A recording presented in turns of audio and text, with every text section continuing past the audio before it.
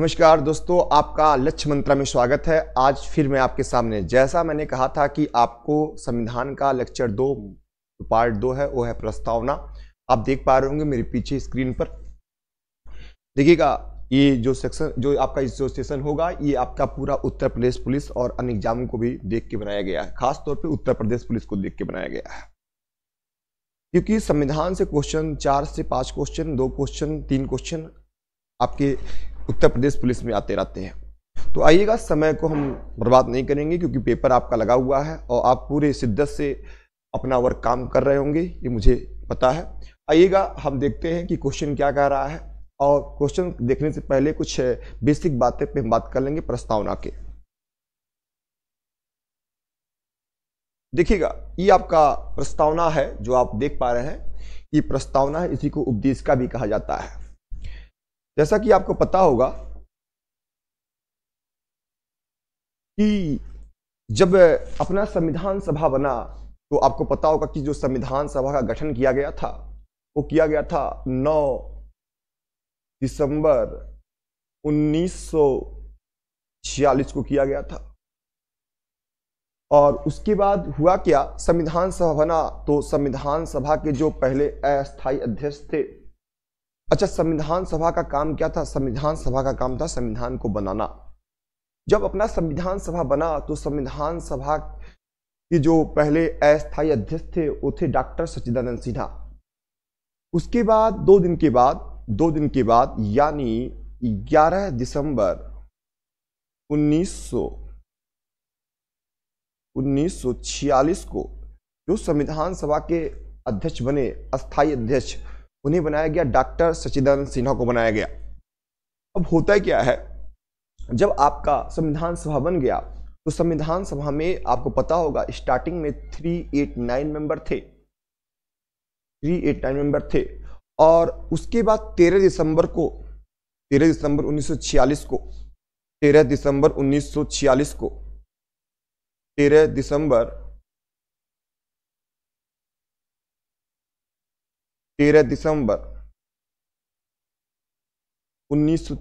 को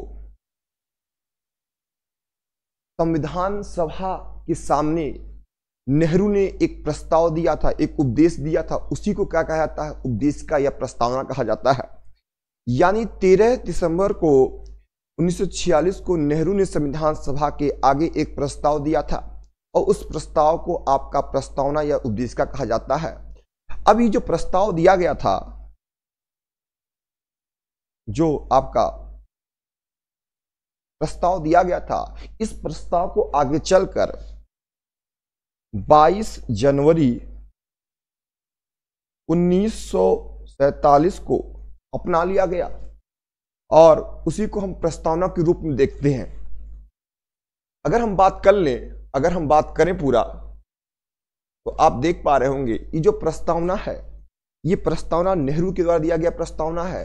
हमारे जो प्रधानमंत्री थे नेहरू जी, उनके द्वारा गया प्रस्तावना है। इस प्रस्तावना की जो एक एक शब्द है ना, वो सब एक एक शब्द जो है 1-1 लाख रुपए का है, उससे भी ज्यादा हो सकता है, क्योंकि प्रस्तावना के जो शब्द हैं आप देख पा रहे होंगे। क्या कहता है? इसका एक एक शब्द को ध्यान से देखिएगा। कह रहा है कि हम भारत के लोग, यानी हम भारत के लोग, कोई दूसरा नहीं, हम भारत के लोग भारत को एक संपूर्ण प्रभुत्व, यहां देखिएगा क्या कह रहा है, एक संपूर्ण प्रभुत्व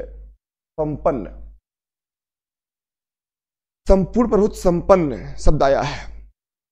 इसका मतलब होता है भारत आंतरिक एवं बाह्य रूप से क्या होगा? आजाद होगा। मतलब भारत हर फैसला अपने इच्छा अनुसार कर सकता है। अगला शब्द आया है समाजवादी शब्द आया है। समाजवादी का मतलब होता है हर व्यक्ति के साथ समानता का व्यवहार, जो वंचित वर्ग है उनका कल्याण, जो निचले वर्ग हैं उनको ऊपर उठाने की बात। जब आप पढ़ेंगे, क्लास मेरी करेंगे, कभी आप लक्ष्य अकेडमी में आकर क्लास करिए, वहां पे हम बताते हैं कि समाजवाद के 2 स्वरूप होते हैं। एक होता है नेहरू का समाजवाद, एक होता है कार्ल मार्क्स का। तो हमने जो अपनाया है वो नेहरू का समाजवाद है, अपनाया है, क्योंकि कार्ल मार्क्स का जो समाजवाद है वो हिंसा पे आधारित है, लेकिन जो नेहरू का समाजवाद है वो हिंसा पे आधारित नहीं है। आगे हम बात करते हैं पंथ निरपेक्ष। पंथ निरपेक्ष का मतलब होता है, पंथ निरपेक्ष का जो मतलब होता है इंग्लिश में तो इसके लिए आता शब्द सेकुलर। सेकुलर शब्द जो होता है उसका जो हिंदी अर्थ होता है धर्मनिरपेक्ष। ऐसा देश जिसका कोई अपना धर्म ही ना हो, यानी राज्य का कोई अपना धर्म ना हो, राज्य हर धर्म के साथ समानता का व्यवहार करता हो, मतलब कोई भी राज्य सभी धर्म के साथ क्या करता हो, समानता का व्यवहार करता हो। अगला शब्द आता है आपका लोकतंत्रात्मक। आप देख पा रहे होंगे अगला शब्द क्या आता है, अगला जो शब्द आता है वो क्या आता है, वो आता है आपका लोकतंत्रात्मक। देखिएगा ध्यान से, अगर हम बात करें देखिएगा लोकतंत्र की, देखिएगा लोक का मतलब होता जनता और तंत्र का मतलब होता शासन। जहां जनता का शासन हो उसे लोकतंत्र कहते हैं, एक शब्द में अगर बात किया जाए। अब बात होता है लोकतंत्र दो प्रकार का हो सकता है, एक होता प्रत्यक्ष लोकतंत्र और एक होता है आपका अप्रत्यक्ष लोकतंत्र। अप्रत्यक्ष लोकतंत्र देखिएगा जहां व्यक्ति आप देख पाइएगा, जहां व्यक्ति सीधे तौर पर अपना कानून बना लेता है, मतलब कि वहां उसे क्या बोलते हैं, प्रत्यक्ष लोकतंत्र। जहां जनता के द्वारा चुना गया प्रतिनिधि कानून बनाता है उसे क्या बोलते हैं, अप्रत्यक्ष लोकतंत्र। अगर हम बात करें स्विट्जरलैंड में तो वहां पे प्रत्यक्ष लोकतंत्र है, लेकिन भारत में कैसा लोकतंत्र, अप्रत्यक्ष है। क्योंकि भारत में क्या होता है, यहां आपने वोट दिया अपने एमपी को, मेंबर ऑफ पार्लियामेंट, जैसे हमारे यहाँ के एमपी हरीश द्विवेदी हैं, हमने उनको वोट दिया, वो गए संसद में और हमारे लिए क्या बना रहे हैं, कानून बना रहे हैं। तो ऐसा लोकतंत्र जो होता है वो कहलाता है प्रत्यक्ष लोकतंत्र। देखिए क्या प्रैक्टिस सेशन, इस पे हम ज्यादा जोर नहीं देंगे क्योंकि जो क्लास हमारा करते हैं आप क्लास में आके तो इसके बारे में और बताते हैं कि संसदीय लोकतंत्र क्या होता है, तब समझाते हैं आपको और अच्छे से। अगला शब्द है हमारा गणराज्य। गणराज्य का जो सिंपल सा मतलब होता है कि यहां पे जो बड़ा पोस्ट है, जो आपका राष्ट्राध्यक्ष होगा वो अनुगत नहीं होगा, मतलब कि राष्ट्रपति का लड़का राष्ट्रपति नहीं बनेगा। जिसके अंदर योग्यता होगी, जिसके अंदर क्या होगी, योग्यता होगी, वो भारत के शीर्ष पद पे बैठ सकता है। आपको पता होगा, एग्जाम्पल अगर हम बात कर लें तो भारत का एक राष्ट्रपति डॉक्टर एपीजे अब्दुल कलाम, जो एक गरीब परिवार कहा जाता है, एक बहुत ही गरीब परिवार से थे, उनके अंदर कैपेसिटी थी, योग्यता थी, वो क्या बने, भारत के राष्ट्रपति बने। तो ये है भारत की गणतंत्र की विशेषता। अगला है कह लोकतंत्र लोकतंत्रात्मक गणराज्य बनाने के लिए उसके समस्त नागरिकों को सामाजिक, आर्थिक और राजनीतिक, देखिएगा तीन न्याय की बात कर रहा है दोस्तों, तीन न्याय। कोई पूछेगा न्याय क्या प्रकार का होता है, तो कहिएगा न्याय तीन प्रकार का होता है। कौन कौन, सामाजिक और आर्थिक और राजनीतिक न्याय।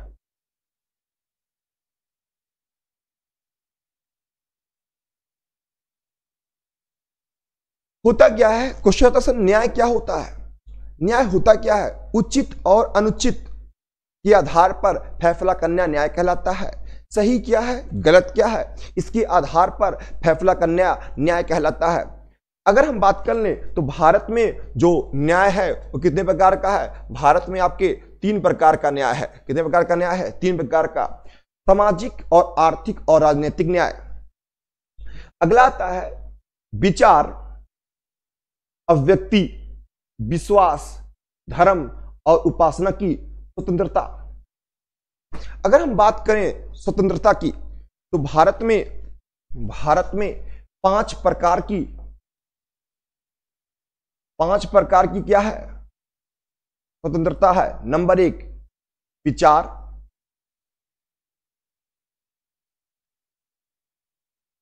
नंबर दो अभिव्यक्ति,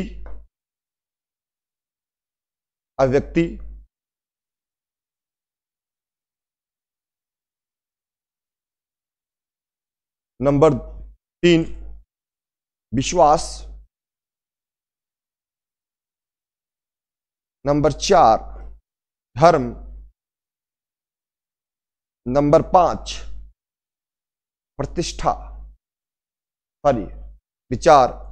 देखिएगा, विचार, विश्वास, धर्म और नंबर 5 उपासना।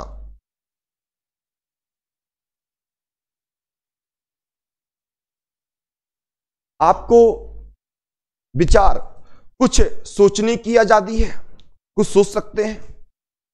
अब व्यक्ति कुछ बोल सकते हैं, लेकिन कुछ बोलने का मतलब ये नहीं किसी गाली देंगे आप। और विश्वास, किसी व्यक्ति में विश्वास कर सकते हैं। आपका मन है तो आसाराम बापू में विश्वास करिए, अगर आपका मन है तो राम रहीम भी इसमें विश्वास करिए, आपका मन है तो गुरु नानक में विश्वास करिए। आप बिल्कुल फ्री हैं भारत में। अगला है धर्म। जिस धर्म को आपको मानना है, आप किसी धर्म को मान सकते हैं। आपका मन है तो ईसाई धर्म को मानिए, आपका मन है तो क्या कहते हैं यहूदी धर्म को मानिए। और उपासना, उपासना का अर्थ होता है, जैसे आपको देखते होंगे किसी को इतना बड़ा अगरबत्ती ले लेगा, ओम जय जगदीश हरे, ओम जय जगदीश हरे कर रहा है। ये क्या कर रहा है? उपासना कर रहा है। व्रत रहना है, उपासना है।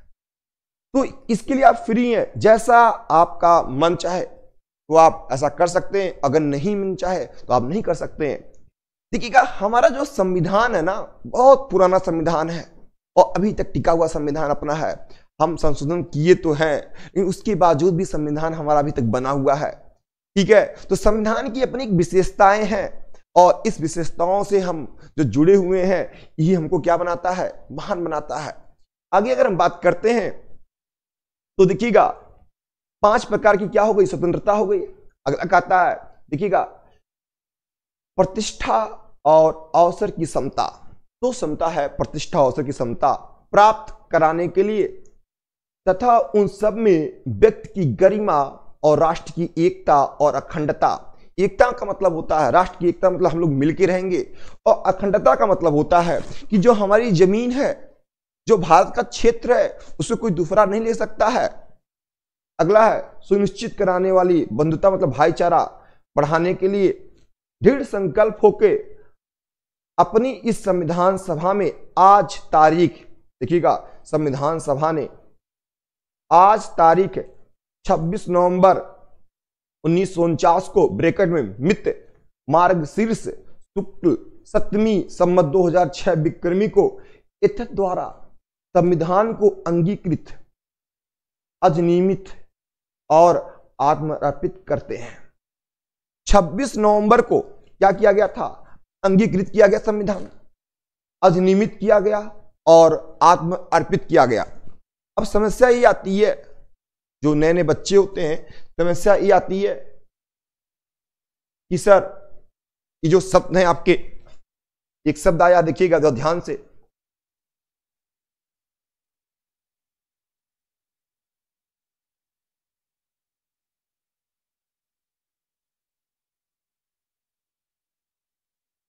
अंगीकृत एक शब्द आया है,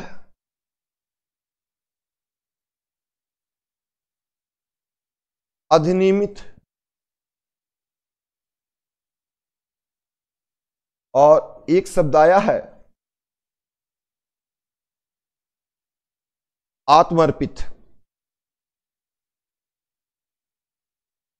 ये 3 शब्द हैं।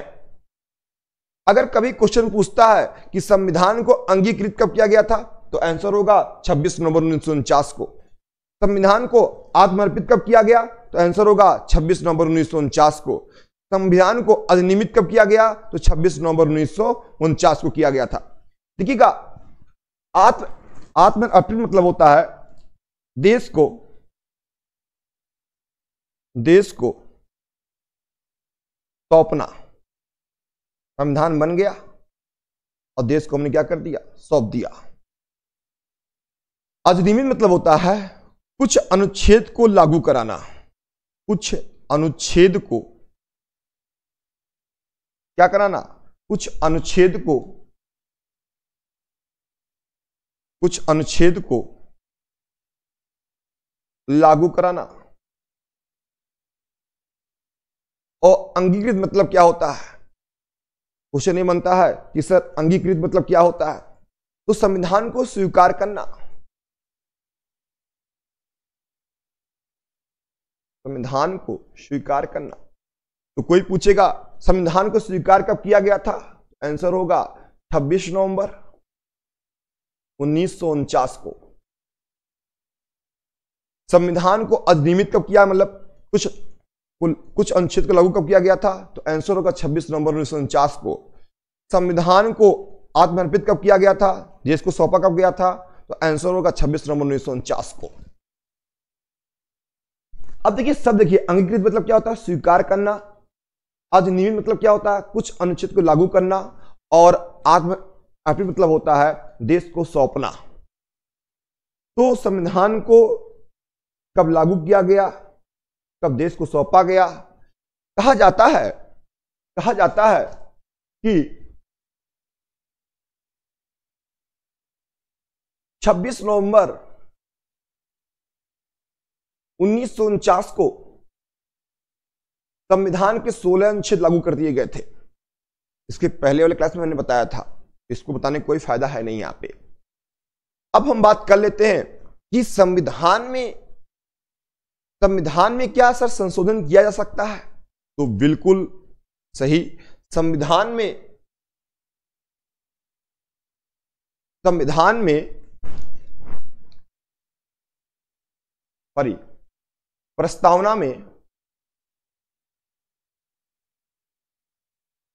प्रस्तावना में क्या संशोधन हो सकता है? तो इसका आंसर होगा हां।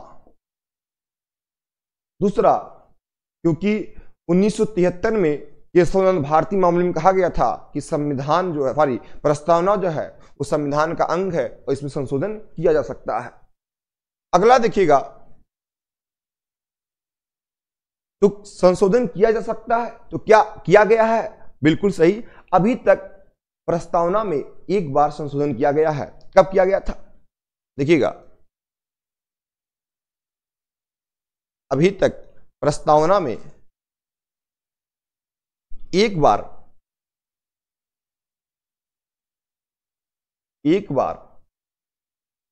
संशोधन किया गया है। कब किया गया था? 42वां संविधान संशोधन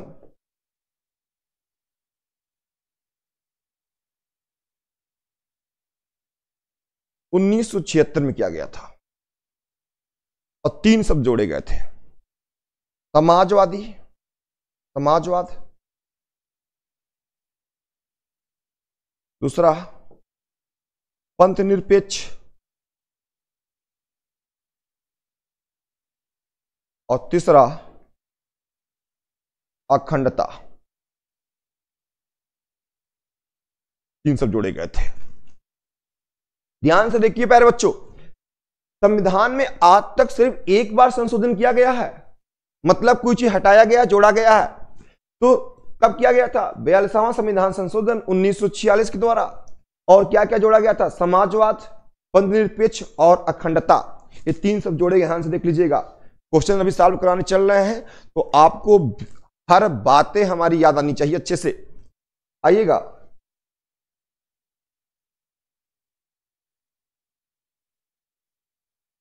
देखिएगा, अब कुछ बेसिक बात हम कर लेते हैं। क्या प्रस्तावना में संशोधन किया जा सकता है? बिल्कुल हां, किया जा सकता है। क्या प्रस्तावना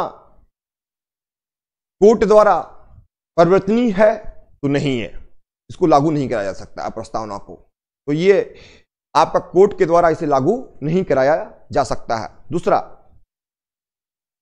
कुछ लोगों ने प्रस्तावना को कुछ नामों से जाना है, जैसे पीएम मुंशी ने कहा है कि प्रस्तावना जो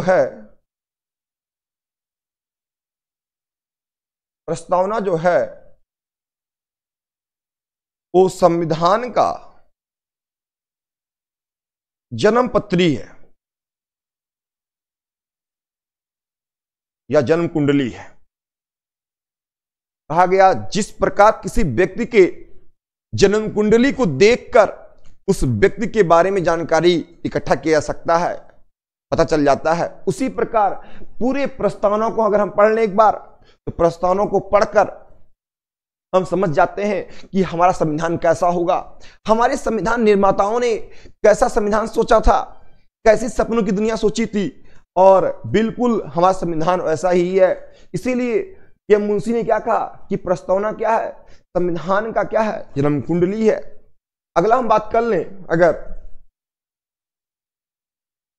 अगला हम बात करें तो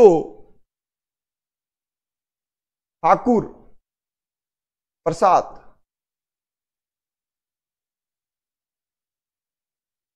भार्गव ने कहा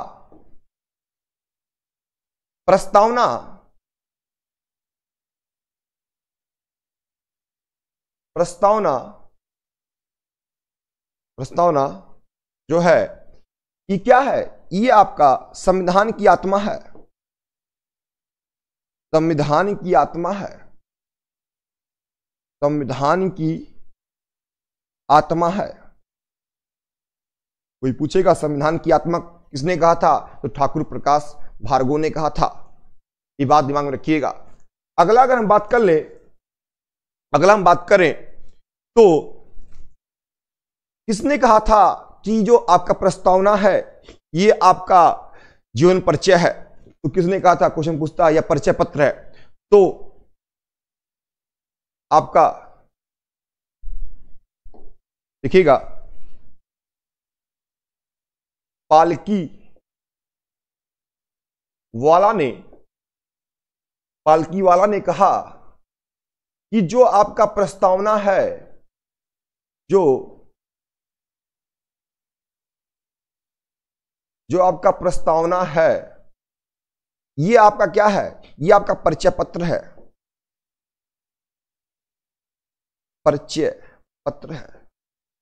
प्रस्तावना क्या है, परिचय पत्र है। किसने कहा था, सुप्रीम कोर्ट के जज थे, पालकी वाला ने क्या कहा था कि ये आपका क्या है, ये आपका परिचय पत्र है, क्या, प्रस्तावना। अब क्वेश्चन आता है कि किसने कहा था कि प्रस्तावना जो है संविधान की कुंजी है, तो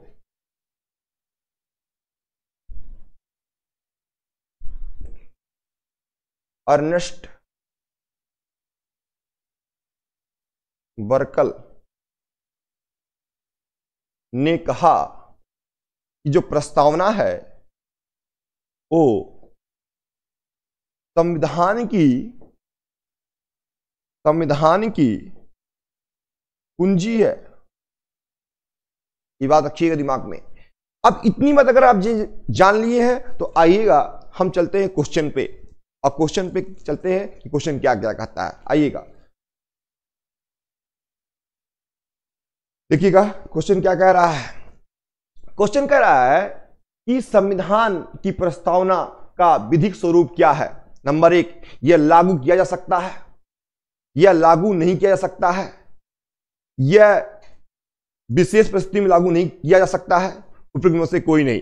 अब आप बताइएगा कि इसका बेसिक नेचर क्या है। तो इसका बेसिक नेचर जो है यह लागू नहीं किया जा सकता है, यह सुप्रीम कोर्ट के द्वारा लागू नहीं किया जा सकता है। इसका जो आंसर होगा वो होगा बी ऑप्शन, सही हो जाएगा। अगला क्वेश्चन क्या कह रहा है, देखिएगा ध्यान से। अगला क्वेश्चन कह रहा है भारत संविधान सभा में उपदेश का प्रस्ताव निम्नलिखित में से किसके द्वारा प्रस्तुत किया गया था। प्रस्ताव जो था वो किसके द्वारा प्रस्तुत किया गया था। अभी मैंने बताया है कि आपको 13 दिसंबर 1946 को नेहरू जी के द्वारा प्रस्तुत किया गया था। तो इसका आंसर क्या हो जाएगा, पंडित जवाहरलाल नेहरू हो जाएगा। आइएगा हम देखिएगा, अब क्वेश्चन को बहुत ज्यादा डिटेल में नहीं बताएंगे क्योंकि हम थोड़ा सा बता चुके हैं। आइएगा आगे चलते हैं। अगला क्वेश्चन क्या कहता है, देखिए क्या कह रहा है। कह रहा है भारत के संविधान की उपदेशिका में कितने प्रकार की न्याय की व्यवस्था की गई है। न्याय अभी बताया, न्याय कितने प्रकार की है, 3 प्रकार की, सामाजिक, आर्थिक और राजनीतिक न्याय। आइएगा अगला क्या कहता है।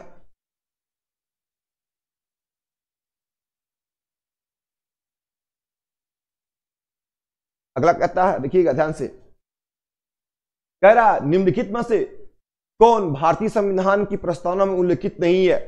देखिएगा, सामाजिक न्याय है, राजनीतिक न्याय है, आर्थिक न्याय है, धार्मिक न्याय नहीं है। धार्मिक क्या है बताइएगा, धार्मिक क्या है, धार्मिक स्वतंत्रता है ना कि न्याय है।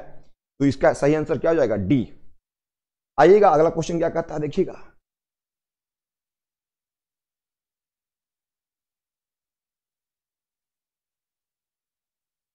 देखिएगा, कह रहा है भारत के संविधान की प्रस्तावना में निम्नलिखित में से किस स्वतंत्रता का वर्णन नहीं किया गया, किस स्वतंत्रता का वर्णन नहीं किया गया है। अभी बताया था 5 प्रकार की स्वतंत्रता है। नंबर 1 विचार की है, बिल्कुल सही है। विचार प्रकट करने की है, बिल्कुल सही है। विश्वास की है, बिल्कुल सही है। आर्थिक न्याय है ना कि आर्थिक स्वतंत्रता है। तो विकल्प क्या हो जाएगा, डी सही हो जाएगा। आइएगा अगला क्वेश्चन देखिए क्या कहता है। देखिएगा अगला जो क्वेश्चन कह रहा है अपना, वो क्या कहता है समझिएगा। अगला क्वेश्चन कह रहा है कि निम्नलिखित में से भारतीय संविधान की प्रस्तावना का सही क्रमबद्ध वर्णन है। पहला क्या शब्द आया था, पहला शब्द आया था आपका संपूर्ण प्रभुत्व आया था। दूसरा है समाजवाद, तीसरा है पंथनिरपेक्ष, और चौथा है लोकतंत्रात्मक, और चौथा क्या कहते हैं, 5वां है गणराज्य। इसका जो सही विकल्प हो जाएगा वो हो जाएगा ए। क्या हो जाएगा, ए हो जाएगा। जब आप पढ़ रहे थे मेरे साथ तो हमने ऐसा ही बताया था स्टार्टिंग से लेके ऐसे। पहला आपका संपूर्ण प्रभुत्व है, दूसरा आपका क्या है, समाजवाद है, तीसरा आपका पंथ निरपेक्ष है, और चौथा आपका लोकतंत्रात्मक है, और 5वां क्या है, गणराज्य है। आइएगा अगला क्या कहता है, देखिएगा आपका अगला कहता है कि निम्नलिखित शब्दों पे विचार करिए। क्या करना आपको, विचार करना है, और सही क्रम से क्या करिए, व्यवस्थित करिए भाई। आइएगा पहला शब्द क्या आता है, संपूर्ण प्रभुत्व आता है, तो पहला सी होगा। सी कहीं दिखाई दे रहा, अरे सी इसमें भी है, सी इसमें भी है, सी इसमें भी है। दूसरा क्या कहता है, दूसरा कहता है संपूर्ण प्रभुत्व, दूसरा कहता है आपका क्या, समाजवाद नहीं पंथनिरपेक्ष, तो क्या हो जाएगा, डी हो जाएगा। अब डी के बाद क्या आ जाएगा, ई आ जाएगा। सही क्रम क्या हो जाएगा, फिर क्या आ जाएगा, लोकतंत्रात्मक आ जाएगा। आंसर हो जाएगा बी। आइएगा अगला, जो व्यक्ति प्रस्तावना के एक एक शब्द को अच्छे से पढ़ लेगा उसके हर सवाल सही चले जाएंगे। आइएगा अगला क्वेश्चन क्या कर रहा है, कह रहा है कि 26 नवंबर 1949 को अंगीकृत भारतीय संविधान की प्रस्तावना में शब्द शामिल नहीं था। आपको पता होगा, अभी बताया था कि जो समाजवाद शब्द है वो कब जोड़ा गया है, बताइएगा 1976 में जोड़ा गया है। अखंडता कब जोड़ा गया है, 1976 में जोड़ा गया है। और पंथनिरपेक्ष कब जोड़ा गया है, 1976 में जोड़ा गया है। इस संविधान संशोधन के द्वारा 42 तो इसका क्या हो जाएगा, 1, 2 और 3 शामिल नहीं थे। अगला देखिए अगला क्वेश्चन क्या कह रहा है, जो अगला क्वेश्चन स्क्रीन पे है। अगला क्वेश्चन देखिए क्या कह रहा है, निम्नलिखित में से किस वाद में सुप्रीम कोर्ट ने धारणा प्रस्तुत किया कि उपदेश का संविधान का भाग है। इसका जो सही आंसर हो जाएगा वो हो जाएगा आपका मुंबई बनाम यूनियन ऑफ इंडिया। चलिए आगे चलते हैं। अगला शब्द देखिएगा, क्वेश्चन क्या कहता है, कहता है किस वाद के फैसले में सर्वोच्च न्यायालय ने सर्वप्रथम घोषित किया कि उपदेश का प्रस्ताव संविधान का हिस्सा है। आपको बता दें कि अगर इसकी हम बात कर लें तो क्वेश्चन नंबर जो आपका 10 है, क्वेश्चन नंबर क्या है, 10 है। ये सबसे पहले किया था बेरूबारी मामले में। बेरूबारी मामला कब हुआ था, बेरूबारी जो केस हुआ था, मुझे जो याद आ रहा है 1960 में हुआ था, मुझे लगता है। कब हुआ था, 1960 में हुआ था। अब ये केस कब हुआ था, 1960, तो मुझे याद आ रहा है। और इस मामले में अभी मुझे याद है कि जो न्यायमूर्ति थे वो थे गजेंद्र गढ़कर, और गजेंद्र गढ़कर ने कहा था कि जो आपका उपदेशिका है, जो प्रस्तावना है, जो आपका क्या है उपदेशिका है, प्रस्तावना है, वो संविधान का जो है वो हिस्सा नहीं है। कह रहा उपदेशिका प्रस्तावना में संविधान का हिस्सा नहीं है। किसने कहा था, किस मामले में, तो बेरूबारी मामले में कहा गया था। लेकिन अगर पूछे किस मामले में कहा गया कि उपदेश का यह प्रस्तावना संविधान का हिस्सा है, तो क्या हो जाता है आपका केशवानंद भारती हो जाता है आंसर। लेकिन यहाँ पे कह रहा नहीं है दोस्तों, इसका आंसर क्या हो जाएगा, बेरूबारी मामला। अगला देखिए क्वेश्चन क्या कहता है, आइएगा स्क्रीन पे चलते हैं दोस्तों। देखिए क्वेश्चन क्या कह रहा है, क्वेश्चन कह रहा है कि भारत के संविधान में उपदेश का विचार किस देश से लिया गया है? इसका आंसर हो जाएगा यूएसए से लिया गया। कहां से लिया गया दोस्तों? यूएसए से लिया गया, अमेरिका से लिया गया है। अगला आइएगा क्वेश्चन, जो क्लास के बच्चे हैं वो जरूर से जरूर इस वीडियो को देखें और शेयर करें। आइएगा, भारतीय संविधान का कौन सा भाग संविधान की आत्मा कहलाता है? देखिएगा, ऐसे तो डॉक्टर भीमराव अम्बेडकर ने कहा है कि अनुच्छेद जो 32 है वो संविधान की आत्मा है, लेकिन अभी बताया है हमने कि ठाकुर प्रसाद भार्गव ने क्या कहा कि जो प्रस्तावना है वो संविधान की क्या है? आत्मा है। तो इसका सही जवाब क्या हो जाएगा? उपदेश का। क्या हो जाएगा? उपदेश का। अगला देखिए क्वेश्चन, अगला क्वेश्चन क्या कह रहा है देखिएगा, कह रहा भारत के संदर्भ में निम्नलिखित में से कौन धर्मनिरपेक्ष शब्द का सही भाव व्यक्त करता है? भारत में अनेक धर्म है, भारतीयों को धार्मिक स्वतंत्रता प्राप्त है। कह रहा धर्म अनुपालन व्यक्ति की इच्छा पर निर्भर करता है। भारत में राज्य का कोई धर्म नहीं है। बिल्कुल सही कह रहा, भारत में राज्य का कोई धर्म नहीं है। आइएगा अगला क्वेश्चन चलते हैं, क्या कहता है?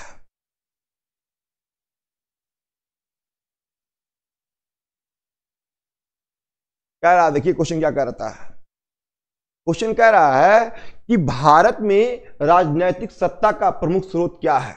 राजनीतिक सत्ता का क्या है? प्रमुख स्रोत क्या है? राजनीतिक सत्ता का प्रमुख स्रोत क्या है? देखिएगा, जनता, संविधान, संसद, राष्ट्रपति। प्रस्तावना कहता कि हम भारत के लोग, तो सबसे पहले क्या आ जाएगा? जनता। यहां पे जनता इंपॉर्टेंट है, तो उदय का ये हो जाएगा। अगला क्वेश्चन देखिएगा क्या कहता है, अगला क्वेश्चन देखिए क्या कहता है। कहता है कि निम्नलिखित में से कौन सा एक भारतीय संविधान का दर्शन नहीं है? मतलब कल्याणकारी राज्य बिल्कुल है दर्शन भाई, समाजवादी राज्य बिल्कुल है, राजनीतिक समानता बिल्कुल है, साम्यवादी राज्य की स्थापना नहीं करता। ये आंसर हो जाएगा डी आपका। अगला देखिएगा, अगला क्या कहता है, अगला कहता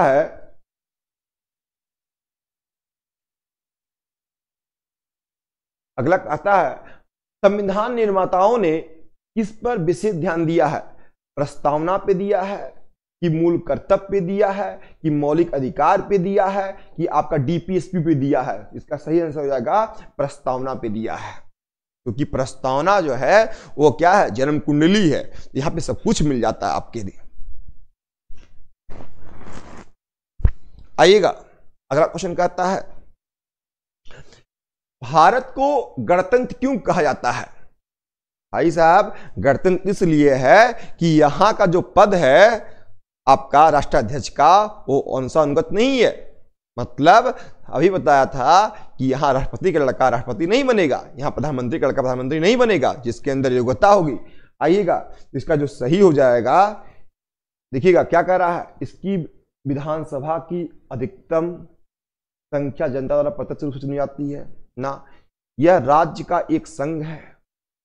कहता है भारतीय नागरिक मूलभूत अधिकार का उपयोग करती है।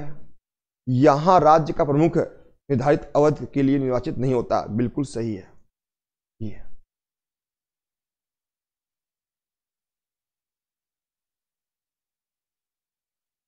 कह रहा धर्मनिरपेक्ष का अर्थ क्या है? जिस देश का अपना कोई धर्म ना हो, सरकार द्वारा धर्म का संरक्षण, सभी धर्मों का महत्व स्वीकार करना, राष्ट्र धर्म को विशेष संवैधानिक महत्व देना। कह रहा जिस देश का कोई अपना धर्म ना हो, सरकार द्वारा धर्म का संरक्षण, सभी धर्मों का महत्व स्वीकार करना। इसका आंसर क्या हो जाएगा? इसका जो आंसर हो जाएगा, सही आंसर क्या हो जाएगा? सभी धर्मों का महत्व स्वीकार करना और सभी धर्म को एक नजरिए से देखना। ये क्या इसकी विशेषता है? ये क्या इसकी विशेषता है दोस्तों? अगला देखिए क्या कहता है।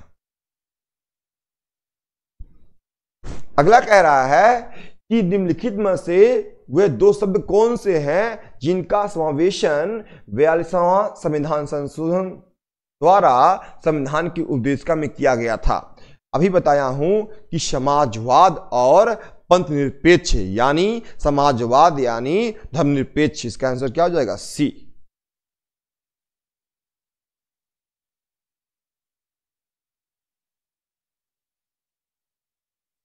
कह रहा भारतीय संविधान की प्रस्तावना में निम्नलिखित, संविधान की प्रस्तावना में लिखित हम शब्द, हम भारत के लोग से क्या अर्थ है? इसका मतलब होता है सब शक्तियां किसमें निहित है? भारतीय गणराज्य की सत्ता जनता में निहित है। संविधान का निर्माण भारत की जनता द्वारा किया जाएगा। भारतीय संविधान निर्माता भारत की जनता द्वारा हुए थे। भारत का संविधान भारत की जनता सहमति पर आधारित है। इसका जो आंसर होगा, आप लोग जल्दी कमेंट करके बताइएगा, इसका जो आंसर होगा ये देखिएगा, संविधान का निर्माण भारत की जनता द्वारा हुआ था। इसका जो होगा वो सही आंसर होगा।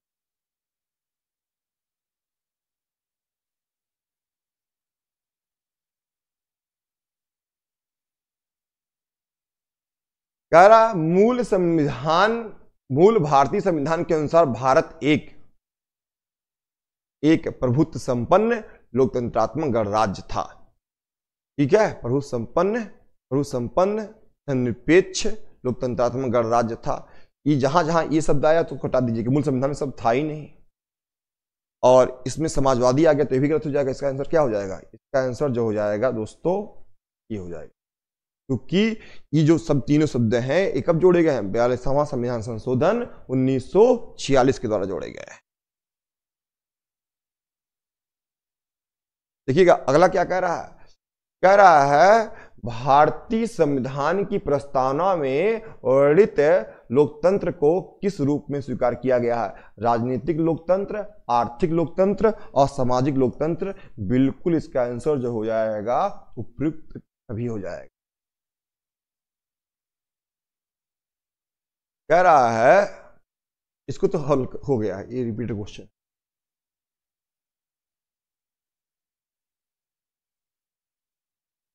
कह रहा भारतीय संविधान की प्रस्तावना में जिन आदर्श एवं उपदेशों का रूपरेखा दी गई है उनके आगू की व्याख्या करती है। आगू नहीं होगा, आगे की व्याख्या। देखिएगा किसकी व्याख्या करती है, आगे कहाँ की व्याख्या करती है? जब आप डीपीएसपी पढ़ेंगे, जब आप मूल अधिकार पढ़ेंगे तो भी प्रस्तावना के शब्द मिलेंगे। जब आप डीपीएसपी पढ़ेंगे तब भी आपको सामाजिक आर्थिक न्याय मिलेगा। जब आप मूल अधिकार पढ़ेंगे तो भी आपको मिलेगा, चीजें प्रस्तावना की बातें मिलेंगी। इसका आंसर सी हो जाएगा।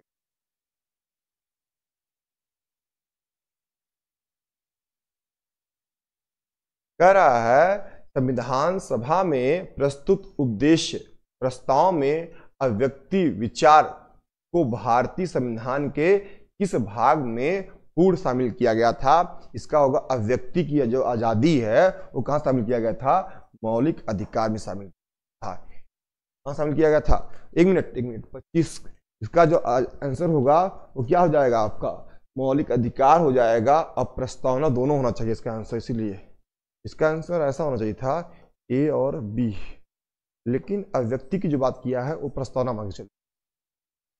चलिएगा आगे चलते हैं, आगे क्या कहता है? आगे कह रहा है किस वर्ष भारत को प्रभुत्व संपन्न प्रजातांत्रिक गणराज्य बनाया गया? गणराज्य कब बनाया गया था? 26 जनवरी 1950 को प्रजातांत्रिक गणराज्य बनाया। देखिए अगला कह रहा है भारतीय संविधान की प्रस्तावना के संदर्भ में निम्नलिखित में से कौन सा क्रम सही है? अगर हम बता दें तो क्रम कौन सही हो जाएगा? संपूर्ण प्रभुत्व, समाजवादी, पंथ निरपेक्ष, लोकतंत्रात्मक गणराज्य। इसका आंसर डी हो जाएगा। आप चेक कर लीजिएगा, प्रस्तावना पढ़ के वही आंसर आएगा। कह रहा है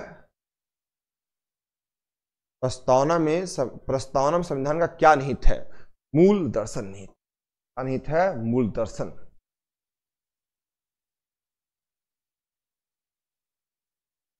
ये कह रहा है निम्नलिखित को संविधान की प्रस्तावना में अंतर्लिखित क्रमानुसार व्यवस्थित करिए। पहले अगर हम बात करेंगे तो पहले न्याय आएगा। न्याय मतलब कि पहले चौथा था सामाजिक आर्थिक न्याय।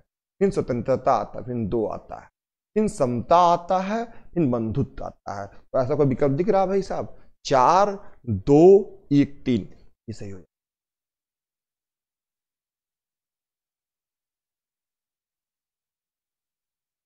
ये देखिएगा, ये क्वेश्चन देखिएगा, ये आपका लास्ट क्वेश्चन है। भारत के संविधान की उपदेशिका के बारे में निम्नलिखित में से कौन सही है?